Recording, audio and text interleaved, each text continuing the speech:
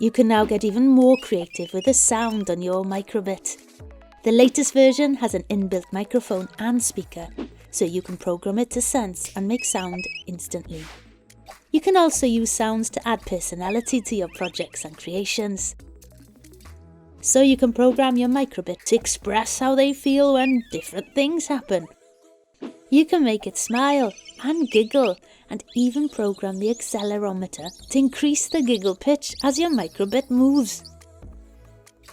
You can also experiment and play with the volume and pitch of musical notes and compositions in your programs, so you could compose and send a singing heart to someone you love. You can program your microbit to respond to sound inputs too, so you can light up the LEDs with your voice, or get it to respond to your claps.